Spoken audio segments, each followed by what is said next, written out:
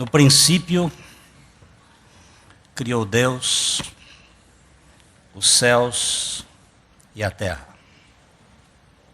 Ponto.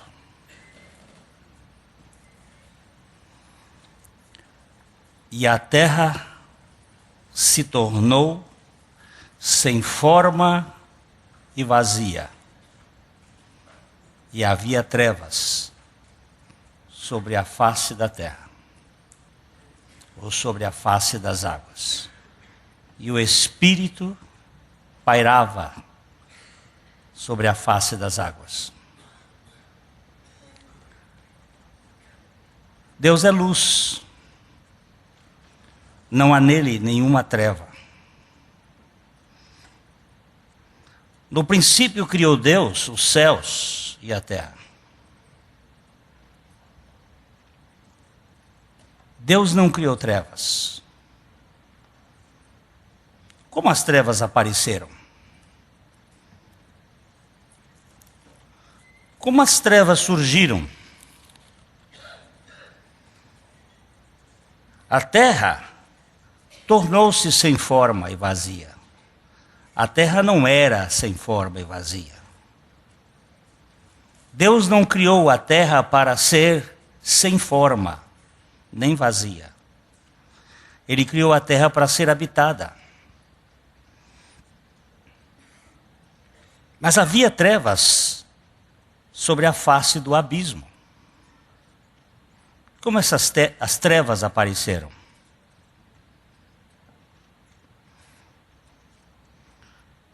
Antes desta criação, Deus criou um ser chamado Lúcifer, cheio de luz, feérico, iluminado, um querubim da guarda, cheio de luz.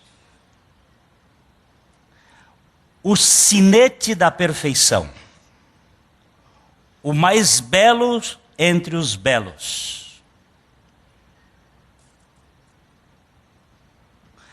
Mas houve corrupção no seu interior. Corrupção na sua vontade. Por alguma razão não explicável por nós, mas desejada por ele, ele não aceitou ser uma criatura e quis subir e sentar-se no trono de Deus. Este pecado é chamado de endógenos, autoproduzido.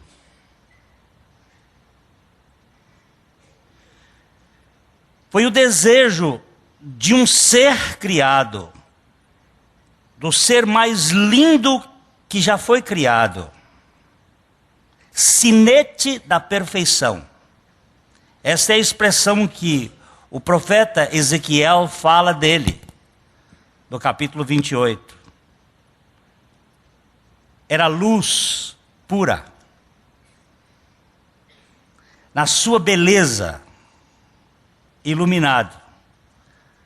Mas ele não quis ser menor do que Deus. Ele não aceitou estar naquele patamar de criatura. Ele quis ser o Criador. Por necessidade lógica, eu quero dizer para os meus irmãos que o Criador não pode ter princípio.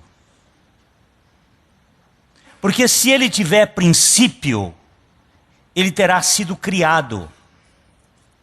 E se ele for criado, ele não será o Criador. Ele será uma criatura. Por necessidade ontológica, o Criador não tem origem. Ele é eternamente. Porque se ele tiver origem, ele será existente. E se ele for existente, Ele teve um começo. O Criador foge da nossa cabeça, porque nós somos criaturas. Eu não posso explicá-lo. Eu não posso entendê-lo. Ele está além, muito além da nossa compreensão.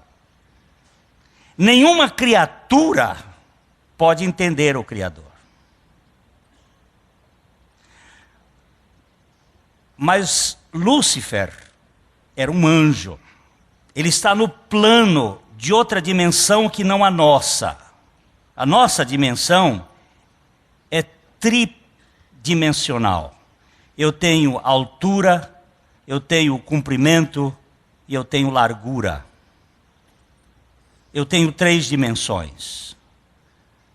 E é só isto que minha mente pode entender. Só que a Bíblia me fala que o amor de Deus tem comprimento, tem altura, tem largura e tem profundidade. Mas quando ela diz profundidade, o que é profundidade? É a altura que eu não vejo. Esta casa tem as paredes, mas ela tem o alicerce que estão embaixo. Ela é mais alta do que eu vejo, porque para baixo tem os pilares que estão enfiados na terra. Estes pilares estão na profundidade, mas a profundidade não é vista. É uma dimensão além da visão, porque o que eu vejo é apenas aquilo que está nas 3 dimensões. Nós temos um mundo físico que foi criado posteriormente ao mundo espiritual. Quando Deus criou os céus e a terra, Ele já tinha criado anteriormente os seres espirituais. Os seres angélicos. E Ele criou os céus na sua grande expansão arraquia, no hebraico, que eu não posso explicar, que é grande, grande. Os astrônomos dizem que o espaço do sideral é finito, mas é grande. Há um termo para ele, mas para a nossa mente, que não consegue compreender nem mesmo a nossa galáxia, que tem 100 bilhões de estrelas, da qual o Sol é apenas uma de 5ª grandeza. A nossa galáxia.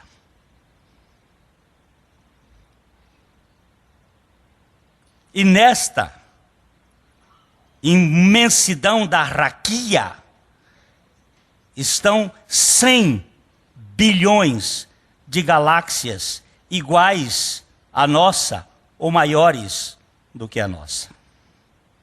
É grande, é muito grande, mas tudo isso é muito menor do que o seu Criador. Ele é o absoluto, é o infinito inexplicável, é a origem, é o Criador de tudo, e que criou um ser maravilhosíssimo, Lúcifer, cheio de luz, que não se conformou em ser criatura. Este pecado autoproduzido, hoje me perguntaram, Glênio, Satanás pode ser salvo? Eu disse não. Infelizmente não. Porque ele não tem arrependimento.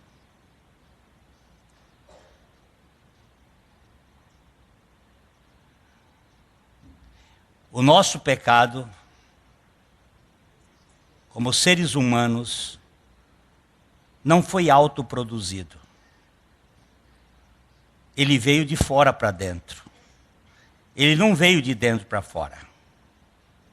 Nós não desejamos ser Deus por nós mesmos. Nós fomos tentados a ser Deus.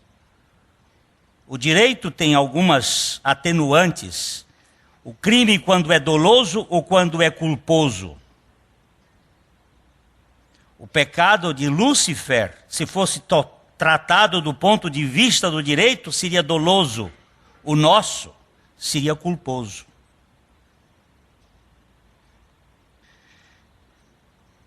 No princípio criou Deus os céus e a terra.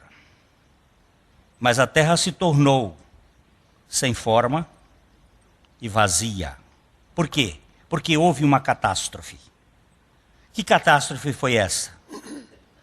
A catástrofe da queda luciferiana. A queda luciferiana é o desligamento da luz criadora.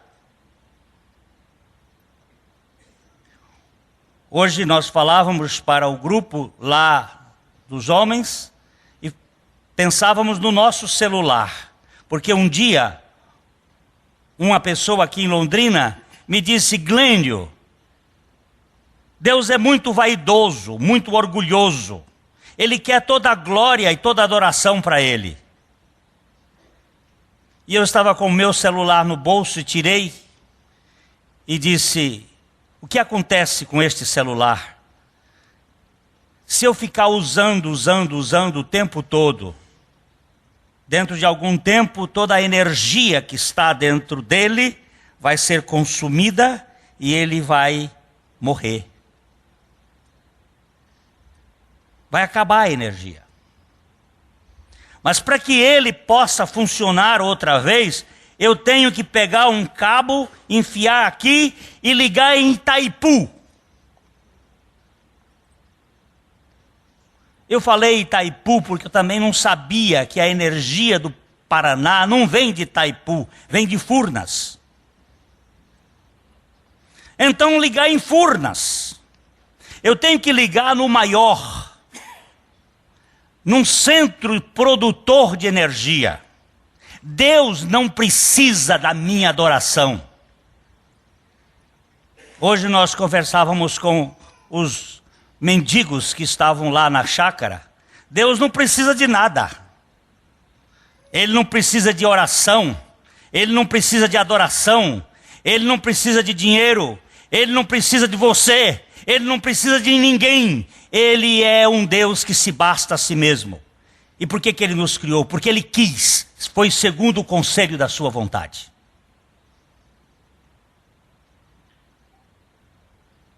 E esse Deus, quando Ele fala de adoração, não é que Ele queira ser adorado, é que Ele quer nos alimentar com a sua energia eterna, com a sua luz, porque Deus é luz e não há nele trevas nenhuma.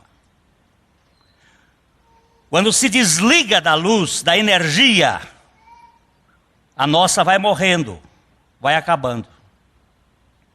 Se nós nos ligarmos à energia dele, ela vai nos mantendo. O pecado de Lúcifer foi cortar da energia da luz divina, a luz que produziu a luz. E então entrou no mundo o sistema das trevas. Trevas é a ausência de luz. Só existe essa bipolaridade. Luz, trevas. Antes que as trevas existissem, havia luz. Mas com a queda luciferiana, entrou no mundo o sistema das trevas. E Deus começa a restaurar o sistema da criação. No verso 3 de Gênesis, nós temos agora a nova ação divina. 3 de Gênesis é onde Deus começa a fazer a restauração do reino das trevas. Gênesis 3, 1:3. Disse Deus: haja luz, e houve luz. Haja. Expanda-se a luz no meio das trevas. As trevas existiam. Deus é luz.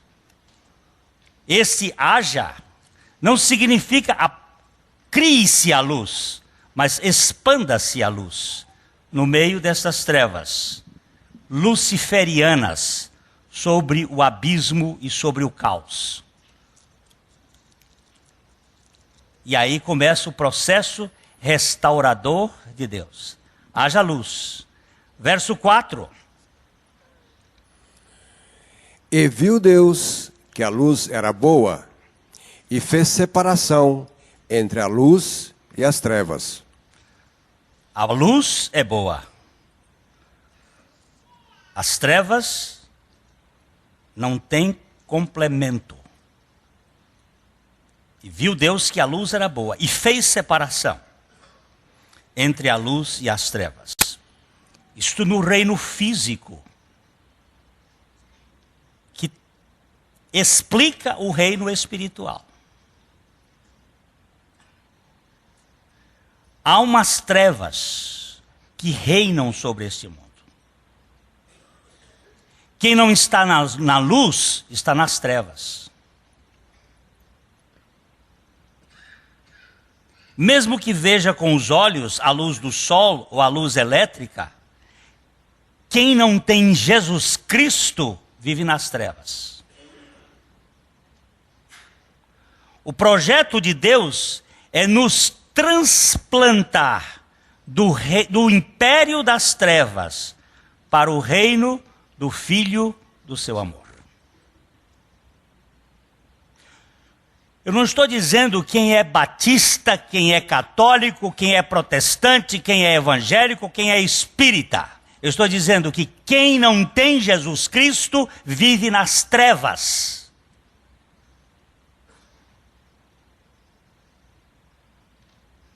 Vive nas trevas, não tem luz e não sabe para onde vai.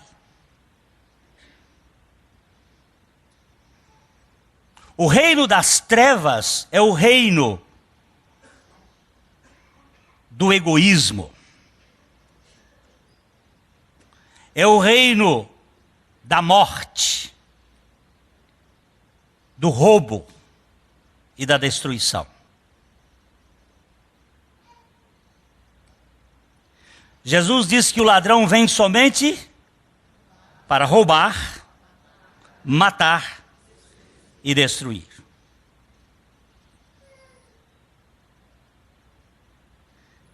Quem é o ladrão?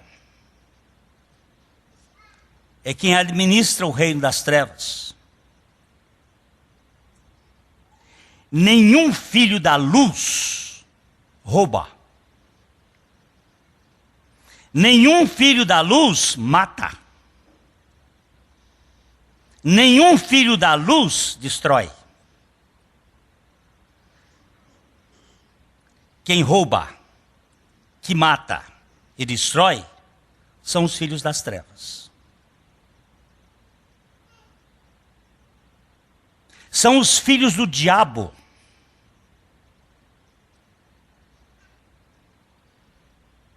A Bíblia foi lida hoje aqui, em vários textos, com uma lâmpada para os meus pés é a tua palavra, e luz para o meu caminho.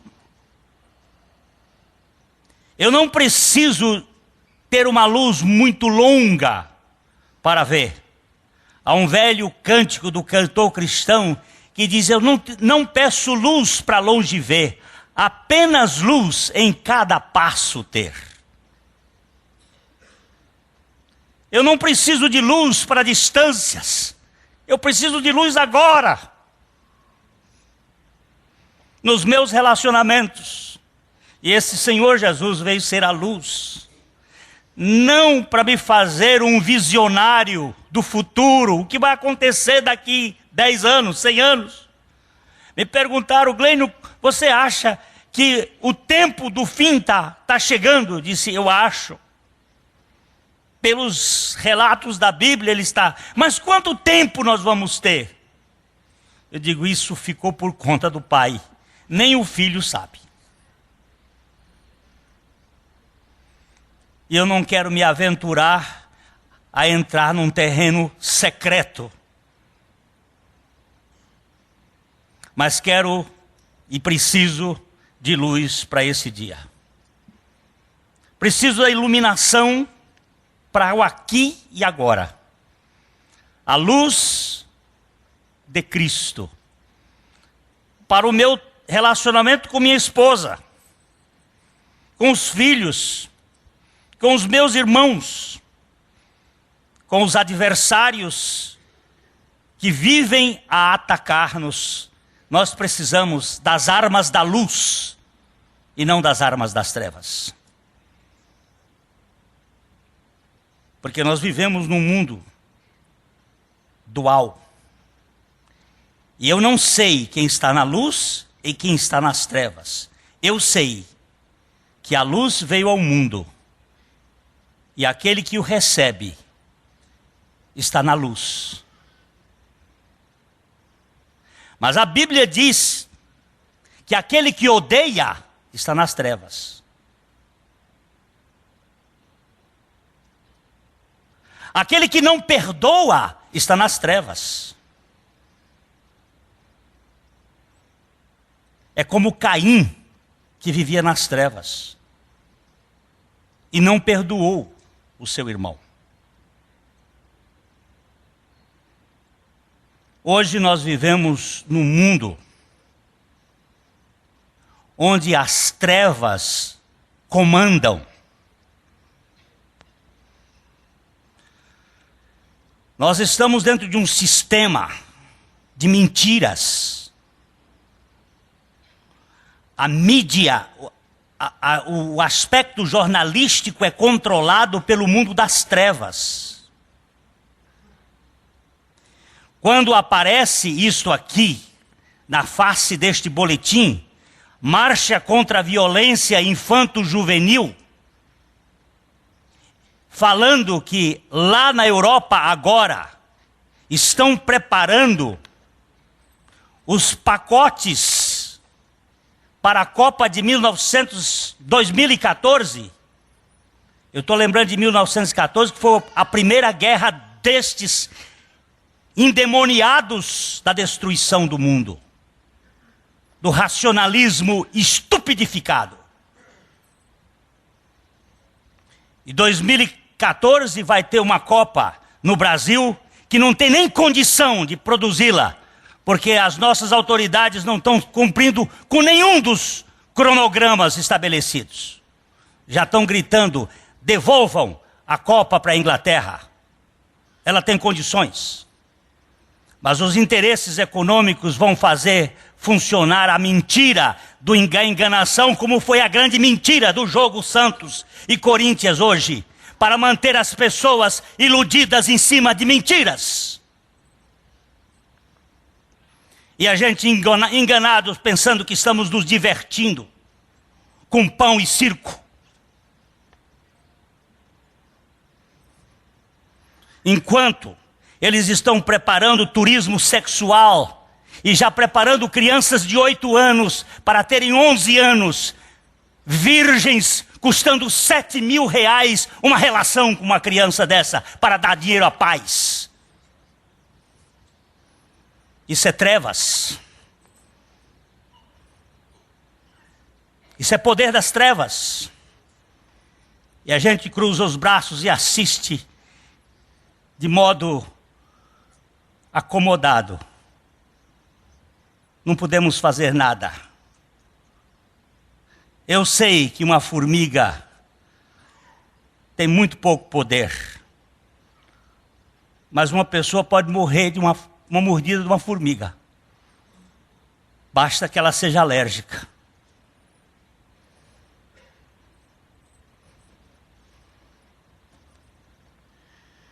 É difícil derrubar esse sistema, mas eu creio na ressurreição de Jesus Cristo dentre os mortos. Eu não vou ficar de braços cruzados. Eu sei o que é a dor de um abusado. Nós não podemos, como igreja, assistir isso que está acontecendo. na nossa cidade. O ano passado, o Fantástico deu que é das cidades mais violentas do Brasil. O Rio de Janeiro ficou em 4º lugar, e São Paulo em 6º, e Londrina em 1º lugar.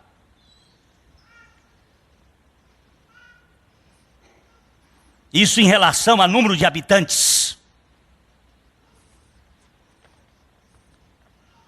Quando fazem os acordos para que os bandidos do Morro do Alemão venham para Londrina.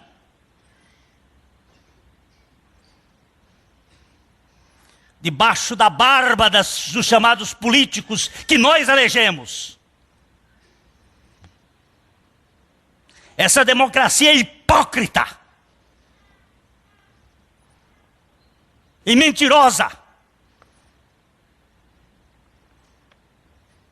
Agora, se eu não tiver mais indignação, que Deus me leve. Eu não quero viver nesse mundo sem indignação. A assistir nessa cidade uma pessoa ser baleada numa esquina de uma rua por causa de um maldito de um relógio. Onde tem o receptador apadrinhado pelos poderes do governo.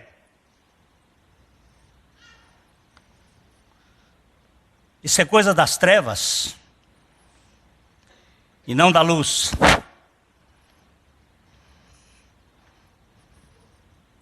Mas nós temos um evangelho da luz. E essa igreja não pode ficar aí assistindo de camarote. Eu quero ver na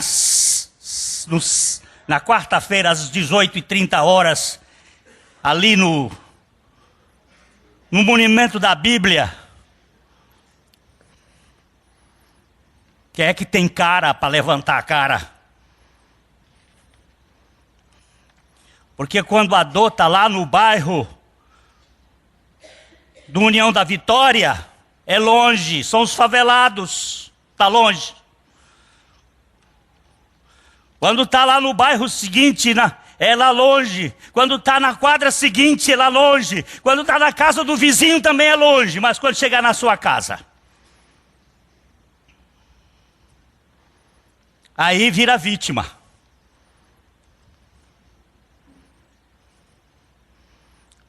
Aí nós ficamos, tudo com essa cara aí de Madalena arrependida. Mas o que eu vou fazer? Nós temos armas muito poderosas. Nós temos armas muito poderosas. Israel estava exatamente como nós estamos aqui agora, no reino de Acabe, onde havia uma rainha Jezabel, fenícia, que adorava o demônio Baal. E teve um profeta medroso como eu, que entrou em depressão, que ficou angustiado, porque ela prometeu, quando ele fez um duelo, se Baal é Deus, adorem Baal.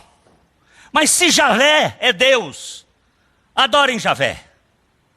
Vamos ver quem é que tem fogo aí nesse negócio.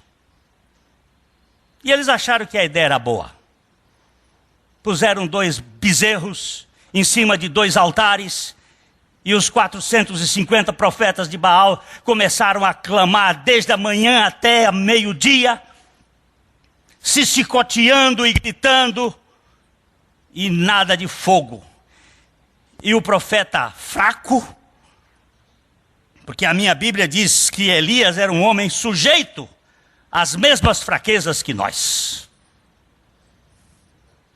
Aquele profeta fraco tripudiava. Será que Baal não está de férias nas Bahamas? Será que ele não tem ido para algum lugar porque ele está com prisão de ventre? E no deboche do profeta, eles mais se batiam, até que não veio nada. E ele agora faz uma ilustração terrível. Diz: bota água, molha este. Ele primeiro constrói um altar com 12 pedras, porque naquele tempo Israel e Judá já haviam se separado. 2 tribos de um lado, 10 do outro. E disse: vamos juntar a união de todo o povo de Deus. Por isso estamos falando em RENAS, Rede Evangélica Nacional de Ação Social. Está falando de uma unidade, de uma rede. Talvez uma formiga não possa fazer muita coisa, mas um formigueiro já dá para fazer uma arruaça. Vamos juntar as 12 pedras. Botou o bezerro. Bota 12 baldes d'água.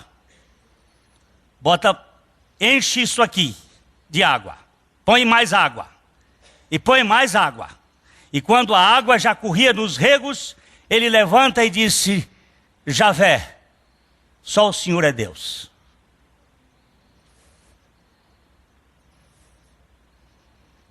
Manda fogo. E o fogo lambeu a água, lambeu as pedras, que elas se tornaram como cal. Aí o povo disse: é ele. Ele disse: então vamos matar esses profetas de Baal aqui.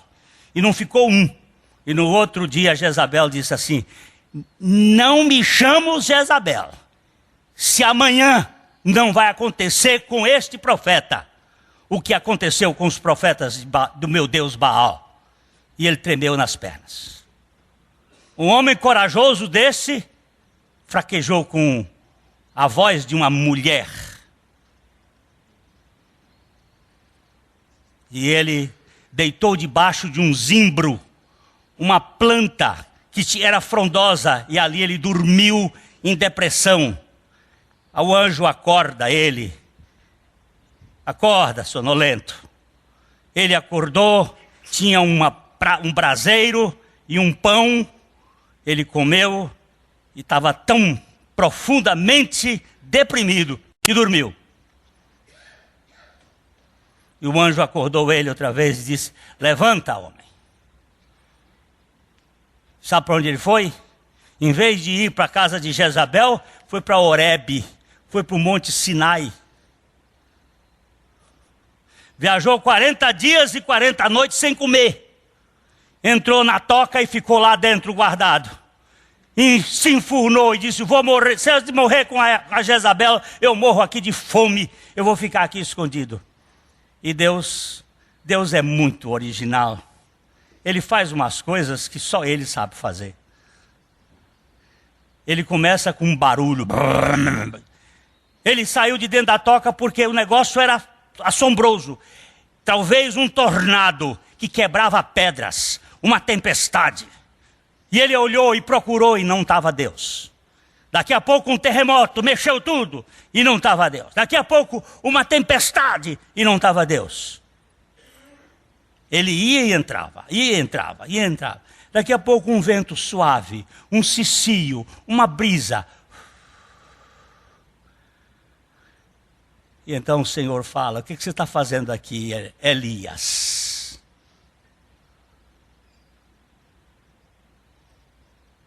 Vai. Eu estou contigo. Eu estou sozinho. Eu tenho 7.000 em Israel que não se dobraram diante de Israel, de Baal. Eu tenho o meu remanescente. Eu não luto com a maioria. Eu luto com os remanescentes. Deus não vai fazer a obra com grandes exércitos. Ele sempre pega um punhado.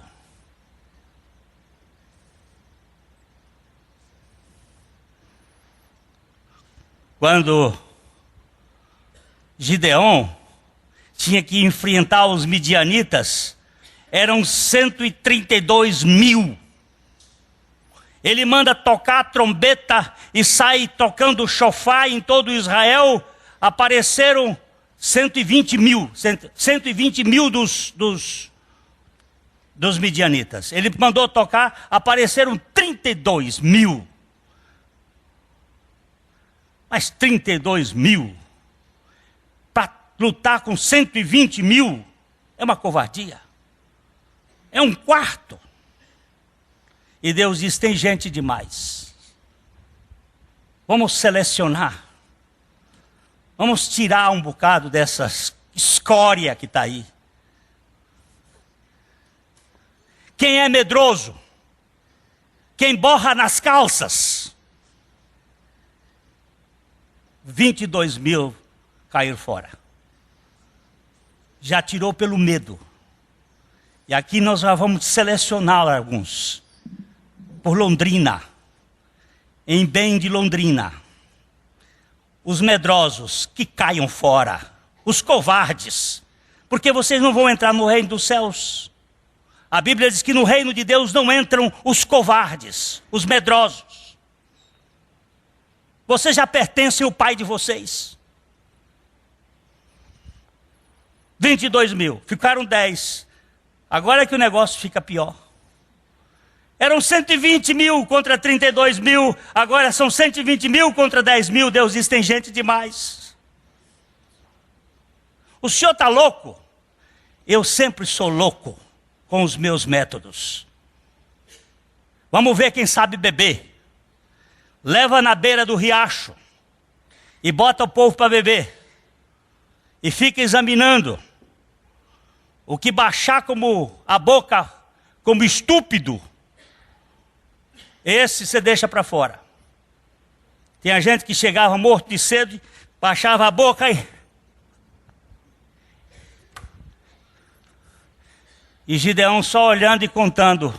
Ele tinha um laptop lá e ele estava só anotando. Só 300.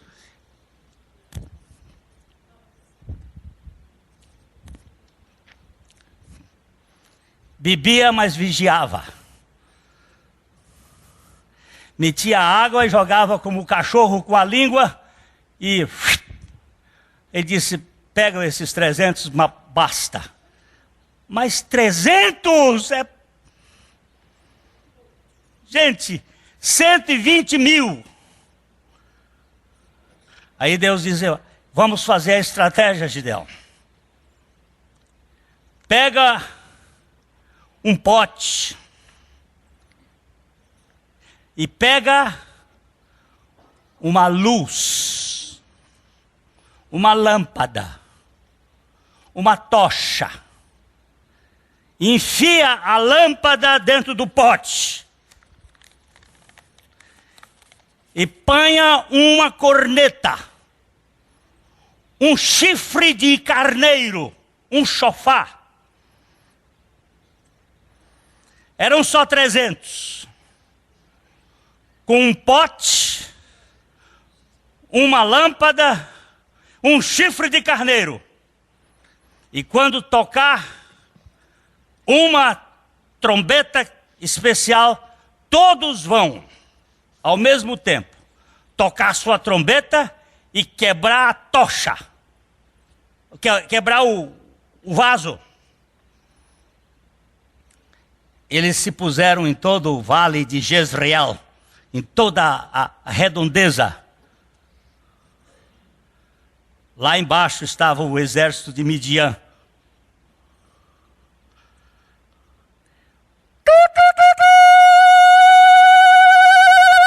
Pá! Aquele mundo de tocheiro ao redor. Não tinha nenhuma arma. Não tinha nenhuma flecha. Não tinha nenhuma espada. Só tinha o Jeová Sabaoth, o Deus dos exércitos, o Senhor dos exércitos, lutando. E de repente, os midianitas acordam e pegam as suas espadas e no escuro, nas trevas, um mata o outro. Quando amanheceu o dia, tinha 120 mil corpos.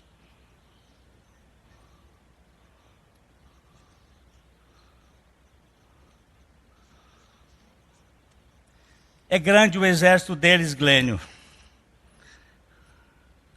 mas uma tocha sozinha estava indicando que ali tinha um tocheiro com um mundo de gente atrás. E um corneteiro estava dizendo que tinha muita gente, mas só que o que estava de soldados ali, de Israel, era muito maior do que os soldados que estavam lá. Sabe por quê? Porque o exército de Deus estava lutando no invisível. Foi quando Eliseu estava vendo as coisas acontecendo. O rei Ben-Hadad da Síria queria pegar Israel e Eliseu entrava lá com um espião espiritual. Ele entrava na casa e via tudo. Ele tinha um sistema secreto. Não tinha nada disso ainda. Mas o Espírito Santo continua sabendo das coisas e trazendo revelação para Eliseu. E Eliseu diz: não vai por aqui, meu pai. Não vai por aqui, seu rei. E Acasias ia fazendo o que o rei Eliseu mandava fazer. Aí, de repente, o Ben-Hadad soube que era Eliseu, que tinha o sistema secreto, que sabia tudo o que ele fazia. Disse: vamos cercar o profeta e vamos acabar com ele. Chegaram lá com um grande exército. Acorda de manhã cedo. Geazi, o moço, disse: meu pai, a cidade está cercada e há um exército muito grande. E Eliseu disse: Javé, abre o olho desse menino, para ele ver que os exércitos do Senhor são maiores do que os exércitos da Síria. E aí Deus tirou as escamas dos olhos. Quando Geazi viu, os montes estavam cheios de soldados de fogo e carruagens de fogo, e os exércitos do Senhor estavam lá. Você ainda crê que isso existe? Você ainda crê que o Deus de Elias e o Deus de Eliseu é o mesmo de hoje? Eu quero saber se você crê mesmo, meu irmãozinho. Ou esse negócio, esse amém aí, é um amém assim para dizer que tem fé. Você crê que esse Deus de Eliseu, o Deus de Elias, continua sendo o Deus da luz e o Deus que quebra as trevas e dissipa as trevas? Então, Primeira Igreja Batista em Londrina, irmãos da internet em milhares de lugares, vocês são os tocheiros. Nós somos membros desse exército de Deus. Nós temos uma arma muito poderosa. Elias orou.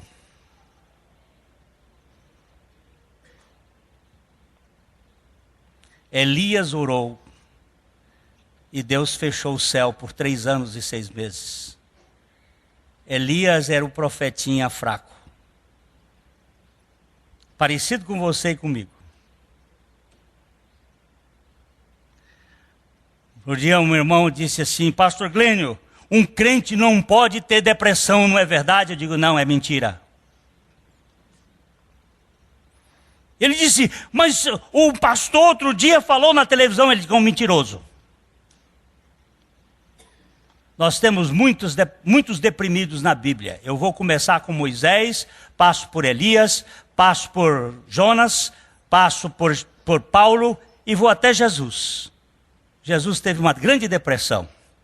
Quando ele chegou dizendo: a minha alma está deprimida, está angustiada até a morte. Se isso não é depressão, eu não sei mais o que é depressão. Quando ontem um irmão me disse assim: Glênio, eu estou com vontade de morrer. Eu disse: eu sei o que é isso, que eu também já tive. Mas eu tenho um Deus que morreu e ressuscitou. E pode fazer a diferença. E pode mudar. Precisamos muitas vezes de uma muleta química e temos que buscar no médico aquela muleta para ajudar a mudar o nosso sistema hormonal que está desequilibrado. Mas o Deus da graça continua sendo o Deus da luz.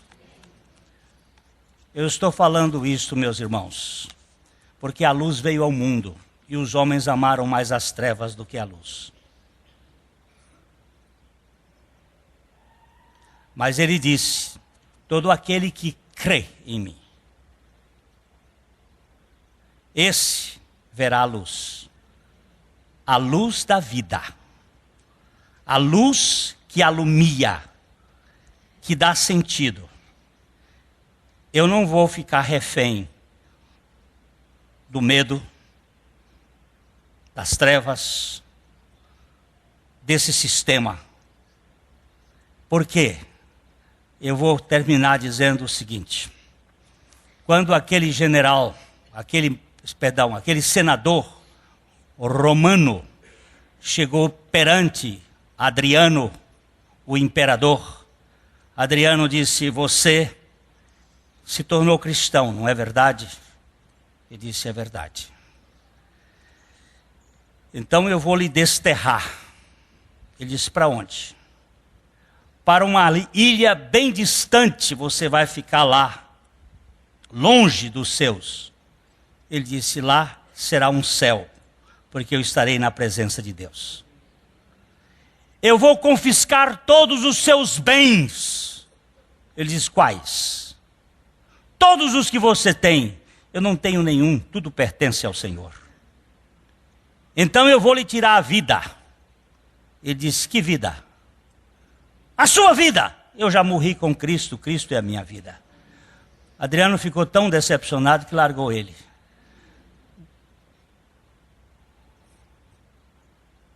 Não dá para matar um cristão. Não dá.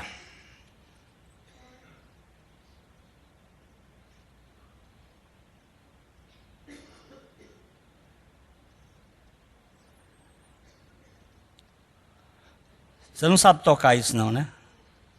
Não se pode matar um crente. Quem é salvo não morre, não. Ele sobe à presença de Deus para receber o seu galardão.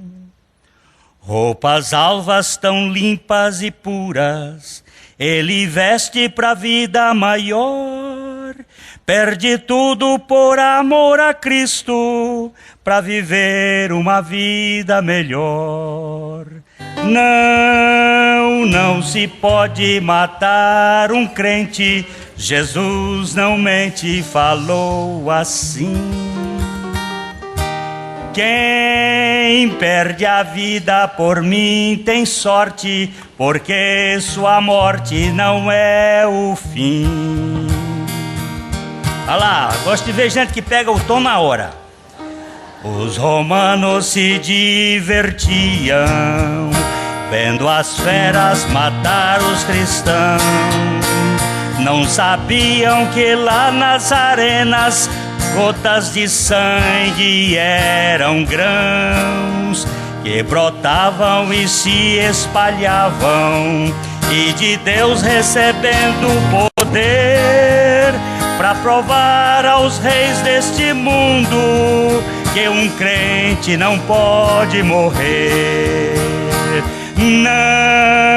Não se pode matar um crente. Jesus não mente, falou assim.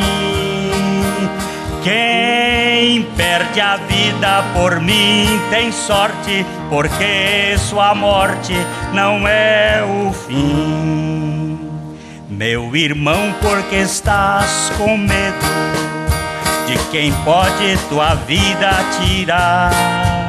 Pensas no inimigo maior que pode tua alma um dia ceifar. Oh, não temes, não cales ao mundo, vai orando e buscando poder, e verás que na hora da morte o Senhor não te deixa morrer. Não se pode matar um crente. Jesus não mente, falou assim. Quem perde a vida por mim tem sorte, porque sua morte não é o fim. Louvado seja o Senhor Jesus Cristo. Nós não vivemos de aparência, nós vivemos pelo poder da ressurreição de Cristo Jesus. E nós precisamos tomar posições nesse dia. Londrina não é território de Satanás. Londrina foi alcançada pelo sangue de Jesus Cristo. Agora, você que é membro desse sistema do capeta, saiba que você não vai vencer. Entenda quem quiser entender.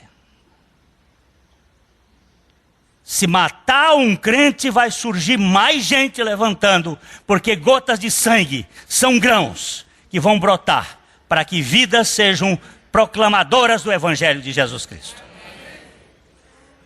Eu estou falando com muita emoção, com muita dor.